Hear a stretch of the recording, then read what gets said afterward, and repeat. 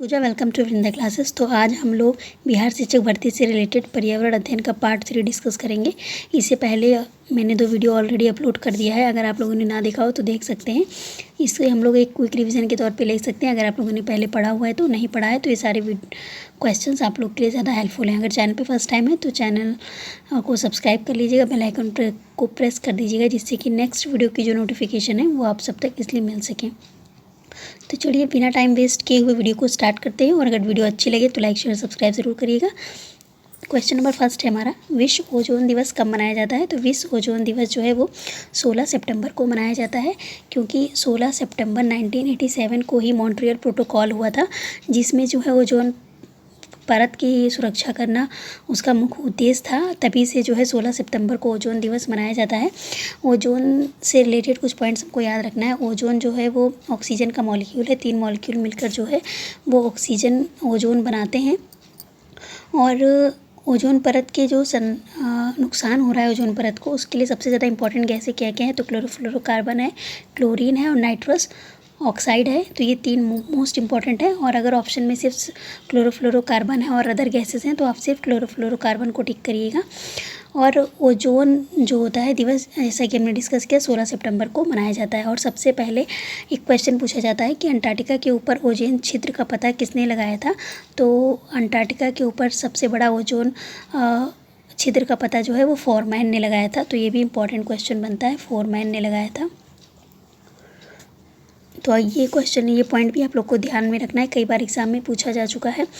और भी कई सारे जो है इम्पोर्टेंट क्वेश्चन बनते हैं कि ओजोन से, कि ओजोन परत वायुमंडल के किस भाग में पाया जाता है? तो ये समताप मंडल में पाया जाता है। ओजोन परत जो होती है वो वहीं पाया जाता है। ओजोन परत से क्यों इम्पोर्टेंट है हमारे लिए? क्योंकि वो जो परावैंगनिक किरणें होती है उनको मानव तक या ह्यूमन बीइंग तक आने से रोकती हैं, जिससे हमको डिफरेंट तरह की स्किन कैंसर डिसीज़ हो सकती हैं अगर वो गैसेस पृथ्वी पर अगर आती हैं। तो ओजोन परत उससे हमारी रक्षा करता है।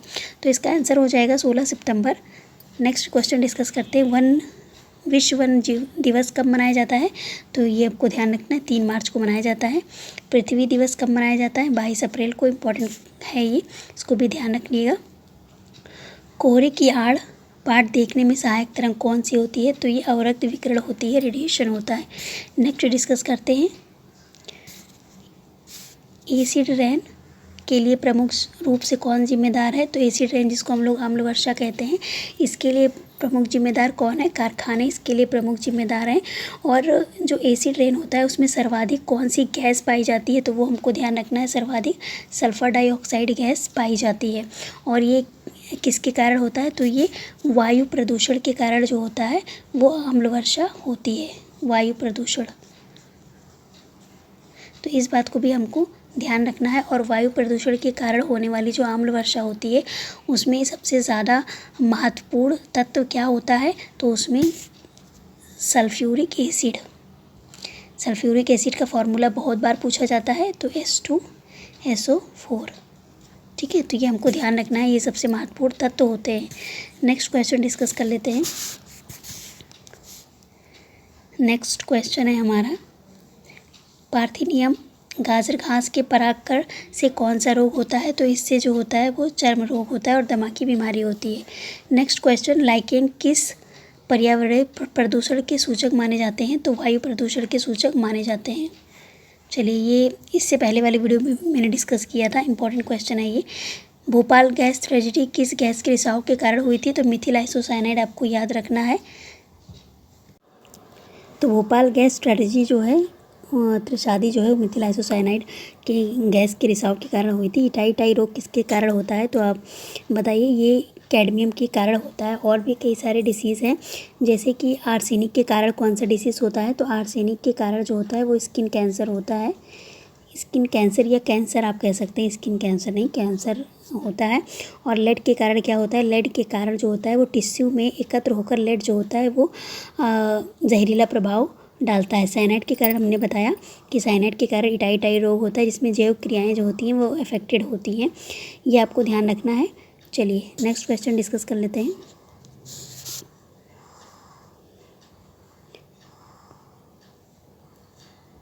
कांग्रेस घास किस घास को कहा जाता है? तो कांग्रेस घास जो होता है पार्थिनियम घास को कहा जाता है। अम्ल वर्षा के जल का पीएच मान कितना होता है? तो 4.2 होता है, इससे कम होता है। जैसे कि अगर जो वर्षा का पीएच है वो 5 से अगर नीचे रहता है, 5 से नीचे, तो उसको हम अम्लीय वर्षा के अंडर में काउंट करते हैं। 5 से ऊपर वाले को, जिसका पीएच मान 5 से ऊपर है, तो उसको हम अम्लीय वर्षा नहीं कहेंगे। तो इसका ये डाटा जो होता है वो बदल सकता है। बस आपको ये ध्यान रखना है कि 5 से जो नीचे होगी वो अम्लीय वर्षा का पीएच मान होगा। पीएच को सबसे पहले किसने डिस्कवर किया था? खोज किसने की थी पीएच की? तो सोरेनसन वैज्ञानिक ने इसकी खोज की थी। नेक्स्ट डिस्कस कर लेते हैं। ब्लैक फुट नामक बीमारी का कारण कौन सा है? तो ब्लैक फुट जो होता है वो आर्सेनिक के कारण ही होता है, और कैंसर भी आर्सेनिक के कारण होता है। ठीक है, चलिए। साइनाइड अभी हमने बताया इटाइटाई रोग के कारण होता है। नेक्स्ट डिस्कस करते हैं। पृथ्वी के कार्बन चक्र में कार्बन डाइऑक्साइड की मात्रा नहीं बढ़ने देता है कौन?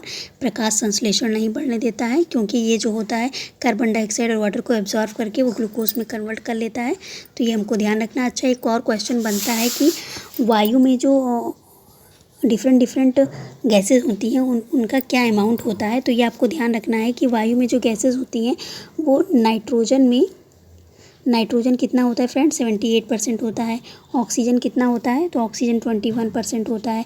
सेम उसी तरह कार्बन डाइऑक्साइड कितना होता है? तो कार्बन डाइऑक्साइड 0.03% होता है, और बाकी 0.97% जो होता है वो hydrogen, helium, organ, different gases होती हैं। ठीक है, ये भी आपको ध्यान रखना है। नेक्स्ट डिस्कस कर लेते हैं। सौर विकिरण की सबसे महत्वपूर्ण भूमिका क्या होती है? तो सोलर रेडिएशन की सबसे महत्वपूर्ण भूमिका होती है जल चक्र, वाटर साइकिल सबसे मोस्ट इम्पॉर्टेंट होता है। अंतर्राष्ट्रीय पर्यावरण अभियांत्रिकी शोध संस्थान कहाँ पर है? तो ये है नागपुर में है। पृथ्वी के चारों ओर गैसों का समूह होता है, उसको क्या कहते हैं? उसको वायुमंडल कहते हैं। और कौन कौन सी गैस किस अमाउंट में प्रेजेंट रहती है? अभी मैंने बताया कि नाइट्रोजन 78, ऑक्सीजन 21%, और कार्बन डाइऑक्साइड जो बहुत बार एग्जाम में पूछा जाता है 0.03% होती है। ठीक है, नेक्स्ट है। तो वायु एक क्या है? वायु एक मिश्रण है, मिक्सचर है। शुष्क हवा में नाइट्रोजन की मात्रा कितनी होती है? डिस्कस हमने कर लिया है कि 78% नाइट्रोजन की मात्रा होती है। वातावरण में सर्वाधिक प्रतिशत में क्या उपस्थित होता है? सेम क्वेश्चन, बस लैंग्वेज चेंजेस, नाइट्रोजन होता है। चलिए नेक्स्ट डिस्कस करते हैं। यदि पृथ्वी पर पाई जाने वाली वनस्पतियां समाप्त हो जाएं तो क्या हो जाएगा? किस गैस की कमी हो जाएगी? तो डिफरेंस सी बात है, ऑक्सीजन की कमी हो जाएगी। नेक्स्ट, यूएनईपी का मुख्यालय कहाँ है? तो नैरोबी केन्या में यूएनईपी का मुख्यालय है, याद रखना है, इम्पॉर्टेंट या कह सकते हैं पर्यावरण अध्ययन के लिए वेरी इम्पॉर्टेंट क्वेश्चन है। विश्व मौसम विज्ञान संगठन का मुख्यालय कहाँ पर है? तो ये जिनेवा में है, ये भी ध्यान रखना है। पर्यावरण अनुकूल उपभोक्ता उत्पादकों को चिन्हित करने के लिए सरकार ने इको मार्क जो होता है वो स्टार्ट किया है। झूम खेती कहाँ होती है? मेघालय में होती है, मोस्ट इम्पॉर्टेंट है। सबसे ज़्यादा वर्षा कहाँ होती है? मेघालय में ही होती है। ठीक है। शुष्क बर्फ़ किसका ठोस रूप कहलाता है? तो कार्बन डाइऑक्साइड का। शुष्क बर्फ़ यानी ड्राई आइस जो होता है वो कार्बन डाइऑक्साइड का ही रूप होता है। विश्व जल दिवस कब मनाया जाता है? तो विश्व जल दिवस 22 मार्च, और पृथ्वी दिवस कब मनाया जाता है? 22 अप्रैल। ठीक है, ये दोनों आपको लिंक करके याद रखना है। किस जनपद में चंद्रप्रभा वन्यजीव अभयारण्य स्थित है? तो ये चंदौली में है, ये भी ध्यान रखना है। गिर वन्यजीव अभयारण्य कहाँ है, जो कि बहुत बार एग्जाम में पूछा जाता है? तो वो है गुजरात में है। और ये किसके लिए किसके संरक्षण का कार्य करती है? तो ये शेरों की संरक्षण का कार्य करती है। ग्रीन मफलर किससे संबंधित है? तो ग्रीन मफलर जो होता है वो ध्वनि प्रदूषण से संबंधित है। और एक और इम्पॉर्टेंट क्वेश्चन बनता है, जिसे ध्वनि प्रदूषण से हम लोग बात कर रहे हैं, तो एक क्वेश्चन और बनता है कि अनिद्रा से ग्रस्त रोगी जो होते हैं वो उसके तीव्र गति से बढ़ने का क्या कारण होता है? तो अनिद्रा से ग्रस्त रोगियों का तीव्र गति से बढ़ने का कारण भी क्या होता है फ्रेंड? ये ध्वनि प्रदूषण ही है। और एक और इम्पॉर्टेंट क्वेश्चन ध्वनि से बनता है कि ध्वनि की माप की इकाई क्या है? तो वो है डेसिबल। ये आपको याद करना है, डेसिबल। चलिए नेक्स्ट क्वेश्चन डिस्कस कर लेते हैं। किस खाद्य श्रृंखला में शाकाहारी होते हैं? तो ये प्राइमरी प्रोड्यूसर में होते हैं, ये आपको ध्यान रखना है। हमने प्राइमरी प्रोड्यूसर, कंज्यूमर और डिकम्पोजर सारा पढ़ा है कि क्या होता है। जैसे जैसे सीरीज़ बढ़ता जा रहा है मैं उससे डिस्कशन कम कर दे रही हूँ। जैसे मैंने कहा था कि जो होता है इसको 3 कैटेगरी में डिवाइड किया गया है, पारिस्थितिकी को, प्रोड्यूसर, प्राइमरी प्रोड्यूसर, कंज्यूमर और डिकम्पोजर। प्राइमरी प्रोड्यूसर जो होते हैं वो प्लांट पे डिपेंड करते हैं, कंज्यूमर जो होते हैं वो प्राइमरी प्रोड्यूसर पे डिपेंड करते हैं और डिकम्पोजिसर जो होते हैं वो किस पे डिपेंड करते हैं, जो सड़े गले पदार्थ होते हैं उस पर डिपेंड करते हैं। इसके अंडर जो ईगल वगैरह आते हैं वो इसके अंतर्गत आते हैं। ठीक है, जो हमारा फंगस वगैरह होता है वो भी डिकम्पोजिसर में ही आता है। चलिए नेक्स्ट डिस्कस करते हैं।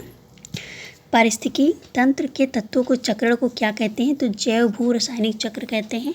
अंतर्राष्ट्रीय ओजोन दिवस कब मनाया जाता है, अभी हमने डिस्कस किया 16 सितंबर को मॉन्ट्रियल प्रोटोकॉल हुआ था 1987 में, तो ओजोन परत के संरक्षण की बात उसमें कही गई थी, तभी से जो है 16 सितंबर को ओजोन दिवस मनाया जाता है। प्राकृतिक वनस्पति मरुस्थलीय प्रदेशों में पाई जाती है, कौन सी होती है, वो कैक्टस होती है। और यहाँ हम देखते हैं, जैसे हम लोग जानते हैं पर्यावरण में डिफरेंट टॉपिक इंक्लूड रहता है, तो जो सोलर सिस्टम से रिलेटेड क्वेश्चन बनते हैं वो भी कभी कभी पर्यावरण में पूछे जाते हैं, तो ये भी यहाँ पे हम डिस्कस कर लेते हैं। टाइटन किस ग्रह का प्राकृतिक उपग्रह है, तो शनि का है, और सबसे बड़ा जो प्राकृतिक उपग्रह है वो टाइटन ही है। ध्रुव तारा कहाँ पाया जाता है या क्या कहा जाता है, तो उत्तरी तारे को ध्रुव तारा कहा जाता है। फूलों की घाटी कहाँ स्थित है, तो उत्तराखंड में स्थित है। सारिस्का राष्ट्रीय उद्यान कहाँ है, तो ये राजस्थान में है, यहाँ सारस जो होते हैं वो संरक्षित किए गए हैं। पारिस्थितिकी तंत्र में ऊर्जा का मुख्य स्रोत क्या होता है, तो वो सूर्य की प्रकाश जो होता है वो ऊर्जा का मुख्य स्रोत होता है। सुनामी की उत्पत्ति किसके द्वारा होती है, तो समुद्र के भीतर जब भूकंप आती है तो सुनामी की उत्पत्ति होती है। और सबसे लंबा जीवित वृक्ष कौन सा है, तो वो सिकुआ का है, ये आपको ध्यान रखना है, सिकुआ।